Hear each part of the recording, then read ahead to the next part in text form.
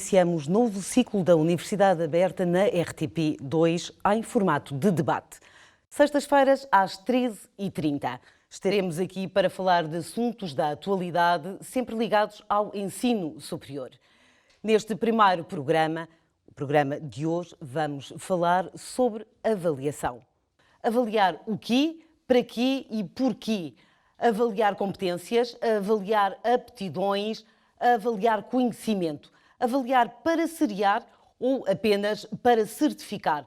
São questões que vão ser debatidas aqui pelo professor universitário e também antigo Ministro da Educação e do Ensino Superior, Nuno Crato, e pelo Vice-Reitor para a Qualidade e Inovação da Universidade Aberta, professor Diogo Casanova.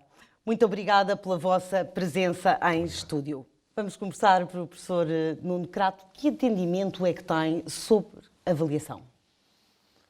A avaliação tem muitas dimensões e há muito estilo de avaliação. As pessoas em educação costumam distinguir a avaliação formativa, que é aquela que se vai fazendo nas aulas e que a própria pessoa pode fazer consigo, que é uma avaliação que é sobretudo destinada à assimilação de conhecimentos e de capacidades. A avaliação diagnóstico, que é a avaliação para saber em que ponto é que a turma ou as pessoas estão, e a avaliação sumativa, que essa sim dá uma nota. Portanto, há aqui vários tipos de avaliação e elas ligam-se umas às outras, porque há sempre um aspecto formativo na avaliação. Portanto, depende daquilo que estivermos a falar. E podemos fazer uma avaliação de competências? Olha, eu acho que é muito difícil pelo seguinte, porque ninguém sabe o que é que quer dizer competências. Essa é a primeira coisa, ninguém sabe. Toda a gente fala em competências, mas ninguém sabe o que é. Porque umas vezes aparece definido como um conjunto de conhecimentos, capacidades, atitudes, outras vezes aparece definido como o saber em ação. Portanto, as competências umas vezes aparecem definidas como sendo um conceito que engloba tudo, outras vezes aparecem definidas como aquilo que eu chamarei capacidade e que os ingleses chamarão skills, que é para ser mais claro na distinção das coisas. Portanto, eu não lhe sei responder a essa pergunta, infelizmente. Se o professor quer complementar, partilha este entendimento do professor Nuno Crato? Eu concordo na generalidade com o que o professor Nuno Crato disse, mas gostava de dar maior ênfase à questão da avaliação formativa e à importância da avaliação formativa no processo de avaliação, porque é de facto um elemento fundamental na perspectiva de se tentar promover uma aprendizagem do estudante que permita a que o estudante se torne mais autónomo e mais capaz de aprender ao longo da vida. E, por outro lado, pegando também na questão das competências, que eu acho que, aliás, é um assunto muito importante, porque nós, em Portugal, tendemos a avaliar mais a questão do conhecimento do que as competências, a importância de avaliarmos as competências e compreendendo aquilo que o professor Nuno Crato fazia referência há pouco em relação a ser difícil identificar o que são competências. Existem, de facto, áreas do saber em que nós necessitamos de avaliar essas competências numa lógica profissionalizante. Por exemplo, a educação, os professores, avaliar os professores, a capacidade de comunicar com alunos, os enfermeiros, a capacidade de avaliar se os enfermeiros sabem, por exemplo, administrar bem uma vacina. Esse tipo de competências necessitam de ser avaliadas também em contexto educativo, não só no contexto pós-educativo. Portanto, eu aqui diria que compreendendo a definição que o professor Crato fez referência, julgo ser, apesar de tudo importante, nós avaliarmos mais do que conhecimento e procurarmos ir buscar elementos de avaliação que permitam avaliar mais do que conhecimento. Portanto, capacidades de execução. Desculpe interromper, mas capacidades de execução. Mas repare, professor, uma coisa. Isto é uma espécie do meu pet, um tema que eu entusiasmo um bocadinho. Repare que quando falou das competências da enfermeira, disse se ela sabe dar uma vacina. Sim. Portanto, nós estamos a referir-nos a conhecimento. Eu estou completamente de acordo que é preciso ir mais à frente e não só avaliar o conhecimento declarativo, como também a capacidade de fazer as coisas, aquilo que os ingleses chamam skills. O que eu não gosto nada é esta mania de falarmos de competências em geral, que é uma coisa que quer dizer muita coisa. Mas não faz mal, eu agora interrompi o tema. E o que é importante, de facto, é o que o professor disse, acho eu, que é a avaliação tem um vetor, tem um formativo, que é muito importante, porque nós todos aprendemos quando estamos a ser avaliados e quando estamos a avaliar a turma e a própria pessoa, quando se avalia a si própria, está a melhorar o seu conhecimento. E deixe-me fazer aqui mais um parênteses. Eu falo muito, claro, mas vocês interrompem. Fazer um parênteses, que é o seguinte. Eu diria que uma das conquistas fundamentais da psicologia cognitiva dos últimos 20 anos, uma das coisas fundamentais, foi a descoberta, que vem do fim do século XX, mas que no século XXI se consolidou muito, de que a recuperação da aprendizagem é fundamental para a própria assimilação da aprendizagem. Uma coisa rápida para alunos que nos estejam a ouvir. Os alunos têm a mania, ou têm muito hábito de ler 2 vezes o mesmo livro. Não serve para nada. Só serve para criar, na segunda leitura, a ilusão da aprendizagem. Porque começam a ler e começam a dizer isto eu já vi, isto eu já vi, isto eu já vi, eu já sei. E acabam na segunda leitura, parece que já sabem tudo. E a avaliação, a autoavaliação, a recuperação da aprendizagem é fundamental, porque quando o aluno que se questiona a si próprio, vira à página, vai ao fim e diz então o que é que quer dizer, coisa qualquer, ou como é que se toma uma vacina, como é que se faz isto, aí é que o aluno se confronta com a dificuldade que afinal ele não percebeu bem aquilo.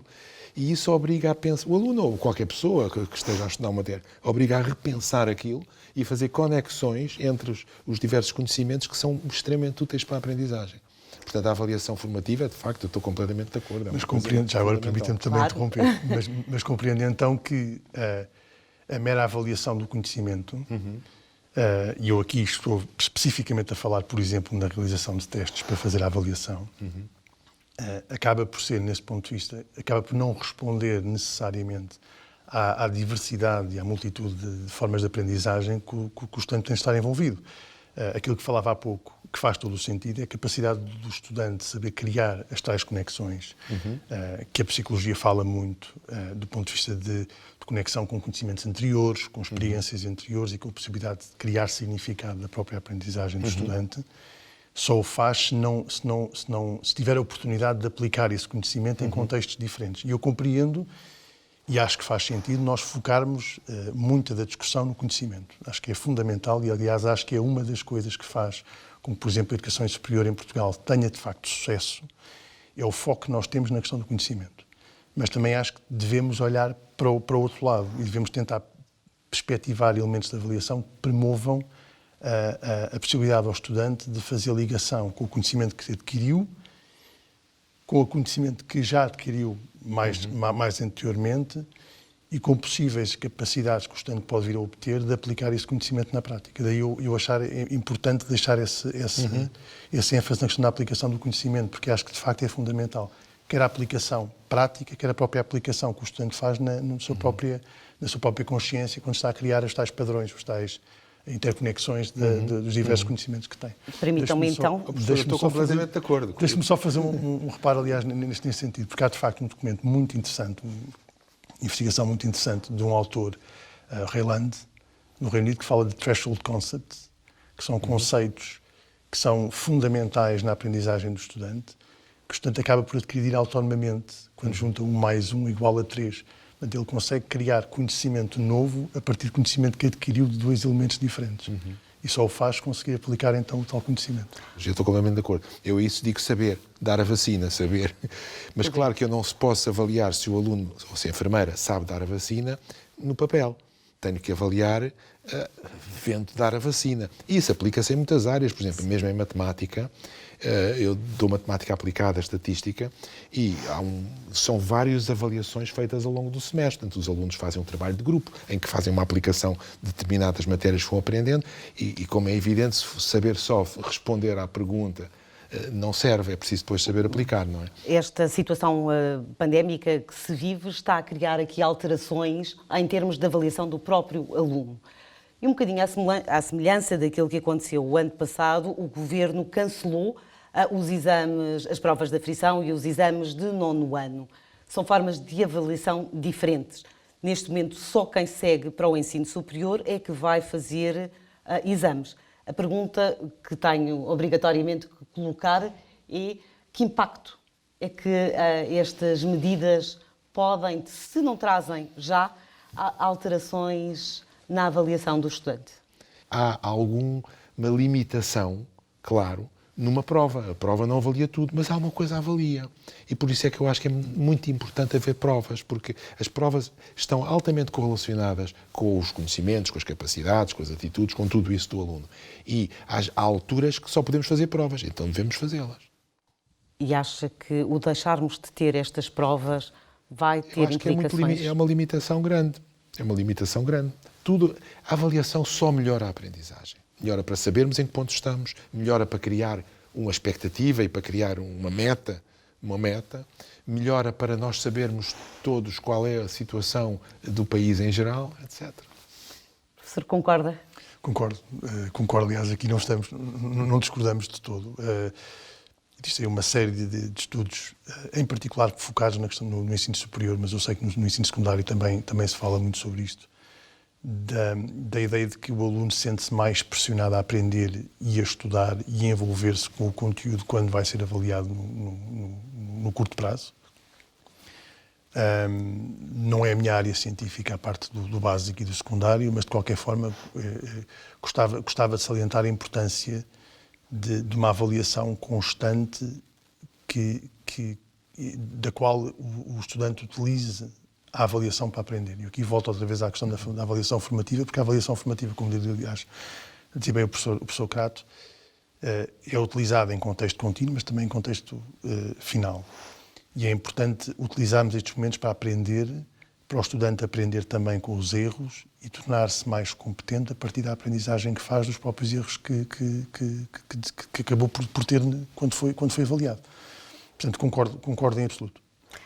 Não há dúvida que as universidades enfrentam novos desafios e a atual situação pandémica vem acelerar estes desafios. A avaliação digital tornou-se presente. Professor, que avaliação é esta, a avaliação à distância? Quer-nos explicar? Vem, aliás, um bocado acaba por vir em consequência um bocado da discussão que nós tivemos aqui um pouco sobre a avaliação e sobre os diversas formas e métodos de avaliação. E tem vindo a ser muito discutido neste momento na comunicação social a questão da avaliação digital em contexto online, com um conjunto de associações ao fraude académico, à proteção de dados, à inteligência artificial, e eu acho que é importante olharmos para a avaliação como temos tentado olhar durante esta discussão, que passa muito pela ideia de que a avaliação serve para ser avaliada num contexto contínuo durante a própria unidade curricular, e o professor Crato, aliás, deu um conjunto de exemplos sobre isso há pouco, e também a necessidade que nós temos de pensar a avaliação desta forma. O que está a passar, na minha opinião, tem muito a ver com, no contexto do ensino superior português, com a dependência que nós temos do exame, tipicamente realizado em contexto presencial, e não temos alternativas em grandes partes das unidades curriculares para fazer uma avaliação diferente. E quando se fala de avaliação digital, em particular para uma universidade como a Universidade Aberta, ela pressupõe elementos de avaliação contínua, que permitem avaliação formativa e que depois levam mais tarde a uma avaliação sumativa, que no caso da Universidade Aberta também é em contexto de exame presencial. Mas é importante nós termos noção de que a avaliação não é apenas o exame, e quando nós avaliamos a pensar na avaliação dos conhecimentos, mas também na avaliação das competências. E aqui faço comparação com aquilo que se passa lá fora, em particular no norte da Europa, nos Estados Unidos e na Austrália, em que a avaliação passou há muitos anos por ser apenas a realização do exame e foca muito na perspectiva de avaliar, lá está, as tais ditas competências, mas também elementos de produção diferentes, materiais interativos, didáticos, desenvolvidos pelo próprio estudante, vídeos, apresentações em formato multimédia, elementos de avaliação que não são necessariamente aqueles que são tipicamente utilizados em contexto de ensino superior em Portugal. E nós temos uma coisa curiosa, é que separamos muito o primeiro e o segundo ciclo. Assumimos que no primeiro ciclo podemos fazer um conjunto de coisas e somos limitados a essas coisas porque é o primeiro ciclo, é a licenciatura. Quando chegamos ao segundo ciclo, permitimos a nós próprios, como académicos, fazer coisas mais criativas com os nossos estudantes. E se refletimos de uma forma ponderada em relação a esta dicotomia primeiro e segundo ciclo, se calhar pensamos que talvez até seja mais interessante envolver os estudantes com lógicas de avaliação mais criativas em contexto de primeiro ciclo, porque os estudantes vêm de um contexto muito próprio, que é o ensino secundário, e têm que se adaptar ao ensino superior, do que depois, no segundo ciclo, onde aí sim já estão mais preparados para uma avaliação mais académica. Professor, são preocupações, ou é uma preocupação, até porque nós temos estado a passar atrás de nós algumas palavras que demonstram preocupações de quando se fala em ensino à distância. É uma preocupação. Esta avaliação digital tornou-se uma preocupação. Tornou-se uma preocupação, embora é aquilo que temos neste momento, não é? E temos que trabalhar com isso. Eu acho que é muito interessante. Eu não tenho dados, mas este problema que o professor Casanova levantou é um problema muito importante, muito interessante, acho eu. Não tenho dados sobre a situação, quer dizer, posso falar da minha escola, o ISEG, o que é que se passa no ISEG.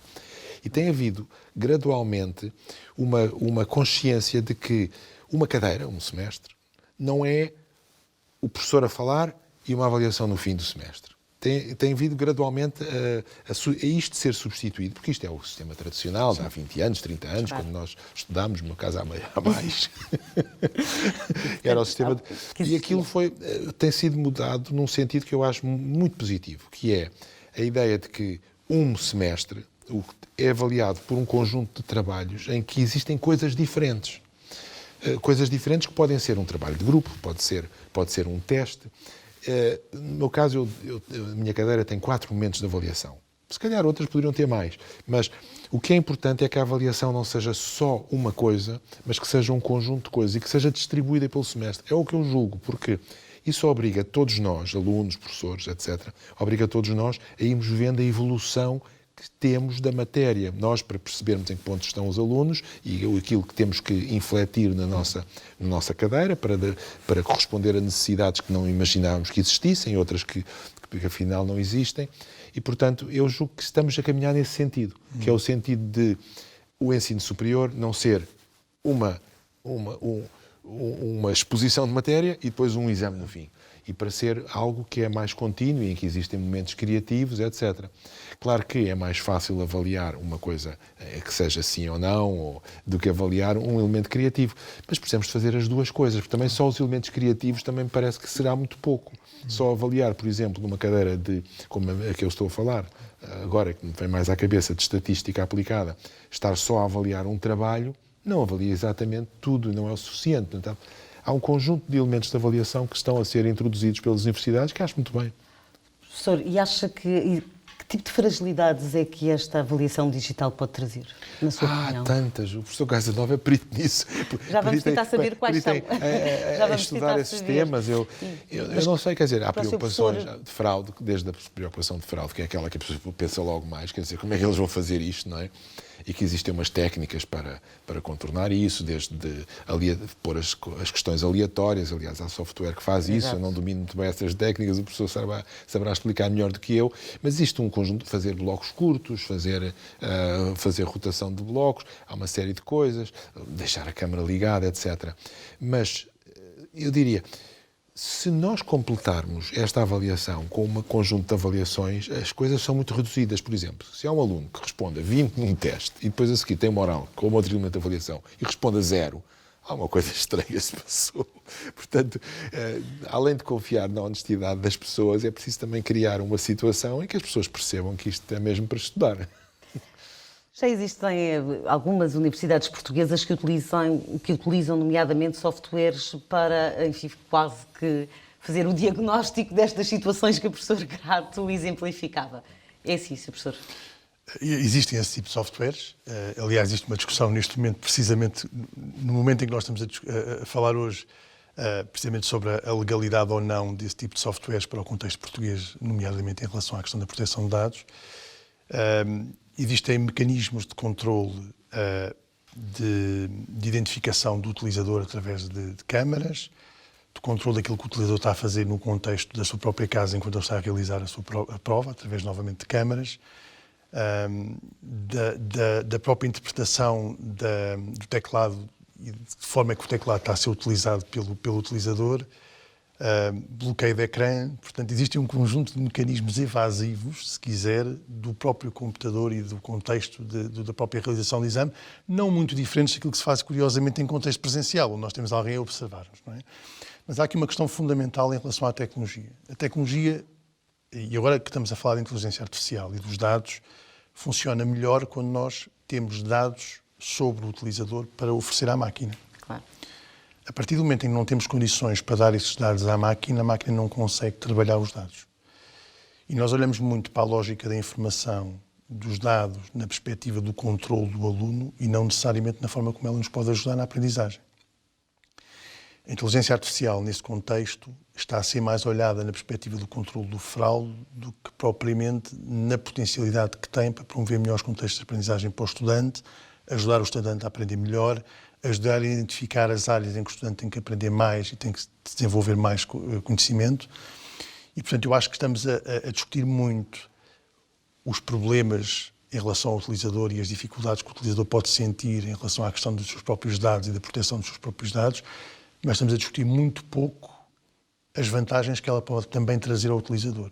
E aqui, só para terminar numa perspectiva, que é quando nós estamos a navegar num browser, não é? num navegador internet, temos aquelas chamadas cookies, as bolachas, que aceitamos ou não para o serviço gravar um conjunto de comportamentos que nós temos em relação à própria página da internet.